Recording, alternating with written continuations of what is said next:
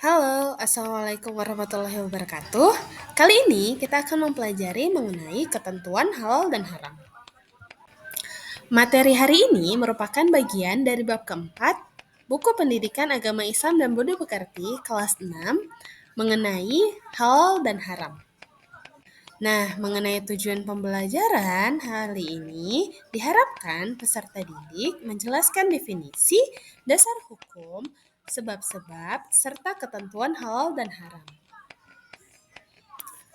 Alur tujuan pembelajaran yang diharapkan pada hari ini mencakup 4 pokok. Yang pertama, peserta didik menjelaskan definisi halal dan haram dengan benar. Yang kedua, peserta didik mampu menjelaskan dasar hukum halal dan haram dengan baik. Ketiga, peserta didik mampu membuat paparan sebab-sebab halal dan haram dengan benar. Dan yang terakhir, yang keempat, peserta didik mampu menerapkan ketentuan halal dan haram dalam kehidupan sehari-hari dengan baik. Baik, apakah kalian sudah siap belajar? Kalau kalian sudah siap belajar, ayo kita mulai. Let's go! Sebelum mulai pembahasan mengenai materi halal dan haram, apakah kalian tahu tentang halal dan haram? Apakah halal dan haram hanya tentang makanan? Atau ada hal lain lagi yang masuk dalam halal dan haram? Untuk menjawab pertanyaan itu, tidak usah berlama-lama lagi. Mari kita mulai. Yang pertama adalah mengenai halal. Secara bahasa, halal berasal dari bahasa Arab yaitu halal, yang berarti lepas atau tidak terkait. Menurut Kamus Istilah Keagamaan, halal artinya boleh dilakukan atau dikonsumsi menurut hukum Islam. Sedangkan menurut Kamus Besar Bahasa Indonesia, halal artinya diizinkan atau tidak dilarang atau diperbolehkan dengan sah. Selain itu, halal juga diartikan sebagai segala hal yang baik bagi tubuh, akal, dan jiwa. Jadi, halal adalah segala yang diperbolehkan menurut syariat Islam untuk dilakukan atau digunakan. Sedangkan haram, secara bahasa, haram berasal dari bahasa Arab yaitu haroma yang berarti larangan. Menurut Kamus Istilah Keagamaan, haram artinya tidak boleh dilakukan atau dikonsumsi menurut hukum Islam. Menurut Kamus Besar Bahasa Indonesia, haram artinya terlarang oleh agama atau undang-undang. Selain itu, haram juga diartikan sebagai hal yang mengakibatkan pelakunya mendapatkan dosa dan mengarah kepada keburukan. Jadi, haram adalah segala hal yang dilarang menurut syariat Islam untuk dilakukan atau digunakan. Jadi, halal dan haram itu bukan hanya makanan, tapi juga perbuatan ya teman-teman. Di dalam Al-Quran sudah tercantum mengenai ketentuan halal dan haram yaitu terdapat dalam surat Al-Ma'idah ayat ke-87. A'udzu billahi minasyaitonir rajim. Bismillahirrahmanirrahim. Ya ayyuhalladzina amanu la tuharrimu thayyibati ma ahallallah lakum wa la ta'tadu. Innallaha la yuhibbul mu'tadin. Wahai orang-orang yang beriman, janganlah kamu mengharamkan sesuatu yang baik yang telah Allah halalkan bagi kamu. Dan janganlah kamu melampaui batas. Sesungguhnya Allah tidak menyukai orang-orang yang melampaui batas. Selanjutnya dari Abu Abdillah Nu'man bin Bashir radhiyallahu anhuma berkata, aku mendengar Rasulullah Shallallahu alaihi wasallam bersabda, sesungguhnya yang halal itu jelas dan yang haram itu pun telah jelas pula. Sedangkan diantaranya ada perkara subhat atau samar-samar yang kebanyakan manusia tidak mengetahui hukumnya. Barang siapa yang menghindari perkara subhat, samar-samar, maka ia telah membersihkan agama dan kehormatannya. Barang siapa yang jatuh ke dalam perkara yang samar-samar, maka ia telah jatuh ke dalam perkara yang haram. Seperti penggembala yang berada di dekat pagar larangan milik orang, dan dikhawatirkan ia akan masuk ke dalamnya. Ketahuilah bahwa setiap raja memiliki larangan. Ingatlah bahwa larangan Allah adalah apa yang diharamkannya. Ketahuilah bahwa ia dalam jasad manusia terdapat segumpal daging. Jika ia baik, maka baik pula seluruh jasadnya. Dan jika ia rusak, maka rusak pula seluruh jasadnya. Ketahuilah bahwa segumpal daging itu adalah hati.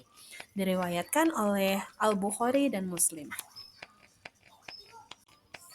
Nah, selanjutnya, apa yang menyebabkan satu hal menjadi halal dan haram? Sebab-sebab halal dan haram itu ada 3. Yang pertama, zatnya. Yang kedua, sifatnya. Dan yang ketiga, caranya. Sebab yang pertama adalah zatnya. Artinya, segala sesuatu yang ada di dalam benda atau makanan yang memang tidak diharamkan oleh Allah Subhanahu wa taala dan Nabi Muhammad SAW untuk dilakukan, digunakan, dan dikonsumsi. Sesuai dengan ayat Al-Quran yang berbunyi, Innama harrama alaikumul maitatu waddama walahmal khinziri wa ma uhilla bihi li ghairillah faman yaqturra ghaira baghi wala 'adin fala isma alaih. Yang artinya, sesungguhnya dia hanya mengharamkan atasmu bangkai, darah, daging babi, dan daging hewan yang disembelih dengan menyebut nama selain Allah. Akan tetapi, siapa yang terpaksa memakannya bukan karena menginginkannya dan tidak pula melampaui batas, maka tidak ada dosa baginya. Allah Subhanahu wa taala telah mengharamkan semua bangkai hewan untuk dikonsumsi kecuali bangkai ikan dan belalang. Di samping itu, Allah Subhanahu wa taala telah menghalalkan 2 darah, yaitu hati dan limpa. Selain itu, Allah Subhanahu wa taala juga mengharamkan khamar. Sebab yang kedua adalah sifatnya. Artinya, segala sesuatu yang memang tidak diharamkan oleh Allah Subhanahu wa taala dan Nabi Muhammad SAW untuk dilakukan, digunakan, dan dikonsumsi karena memiliki sifat membawa keburukan, seperti memabukkan. Ayat Al-Quran yang memiliki arti, mereka bertanya kepadamu Nabi Muhammad tentang khamar dan judi. Katakanlah, pada keduanya terdapat dosa besar dan beberapa manfaat bagi manusia. Akan tetapi, dosa keduanya lebih besar daripada manfaatnya. Contoh perbuatan yang diharamkan karena sifatnya adalah judi dan makan dan minuman yang diharamkan karena sifatnya adalah khamar. Khamar memiliki sifat memabukkan yang akan menyebabkan banyak keburukan lainnya. Adapun niatnya, bagaimanapun memperolehnya dan sebaik apapun hasilnya, melakukannya, menggunakan, dan mengkonsumsi segala sesuatu yang diharamkan karena sifatnya tetaplah haram. Sebab nomor 3 adalah caranya. Halal karena cara mendapatkan dan proses pengolahannya, artinya segala sesuatu yang akan digunakan atau dikonsumsi haruslah didapat dengan cara yang halal. Selain itu, proses pengolahan segala sesuatu yang digunakan dan dikonsumsi haruslah diolah dengan benar sesuai hukum Islam. Yang pertama, cara mendapatkan. Segala sesuatu yang zat dan sifatnya halal apabila didapatkan dengan cara tidak sesuai syariat Islam, maka hukumnya menjadi haram. Contohnya, telur yang dimakan oleh keluarga Fulan didapatkan dari hasil menipu penjual, maka telur yang awalnya halal hukumnya menjadi haram. Yang kedua, proses pengolahan. Segala sesuatu yang zat dan sifatnya halal, apabila proses pengolahannya dan caranya tidak sesuai dengan syariat Islam, maka hukumnya menjadi haram. Contohnya, Afifah membeli stik sapi di sebuah restoran. Namun, penyembelihan sapi tersebut menggunakan mesin yang menyiksa sapi. Maka stik sapi yang awalnya halal, hukumnya menjadi haram. Lalu, bagaimana kita menerapkan dalam kehidupan sehari-hari? Mengenai penerapan halal dan haram terdapat 3 cara. Yang pertama, penerapan dalam sikap dan perilaku. Yang kedua, penerapan dalam konsumsi. Dan yang ketiga, perilaku pengonsumsi makanan dan minuman halal. Penerapan yang pertama adalah dalam sikap dan perilaku. Dalam kehidupan sehari-hari, penerapan hukum halal dan haram masih terbatas pada pelaksanaan ibadah. kita masih sering menganggap remeh terkait bersikap atau berperilaku negatif. Contoh perilaku negatif tersebut seperti makan berlebihan hingga terlalu kenyang. Padahal perilaku tersebut sebenarnya perbuatan yang dilarang atau diharamkan dalam Islam karena dapat menyebabkan munculnya gangguan kesehatan dan merugikan diri. Maka dari itu, kita harus mulai membiasakan diri untuk menerapkan hukum halal dan haram dalam sikap dan perilaku. Penting bagi kita untuk meyakini dan mempercayai bahwa setiap perbuatan yang ditetapkan oleh Allah Subhanahu wa taala memiliki manfaat dan kebaikan karena Allah Subhanahu wa taala Maha tahu yang terbaik bagi seluruh ciptaannya. Penerapan yang kedua yaitu dalam konsumsi. Mengenai makanan yang kita masukkan ke dalam perut kita harus melihat 4 aspek, yaitu bahan yang digunakan, alat pengolahan, tempat pengolahan, dan proses pengolahannya. Yang ketiga adalah perilaku mengkonsumsi makanan dan minuman halal. Ada 10 cara. Yang pertama, membaca bismillah sebelum mengkonsumsi makanan. Kedua, mengkonsumsi makanan dan minuman secukupnya atau tidak berlebihan. Yang ketiga, menyadari bahwa kesehatan tubuh merupakan tanggung jawab diri sendiri. Yang keempat, menyadari bahwa kesehatan tubuh dipengaruhi kesehatan jiwa.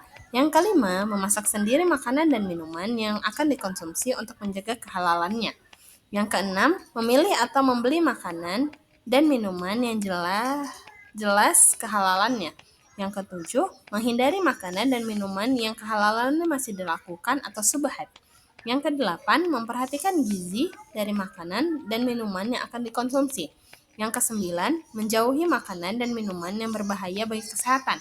Dan yang kesepuluh, menghindari makanan dan minuman yang kotor dan menjijikkan.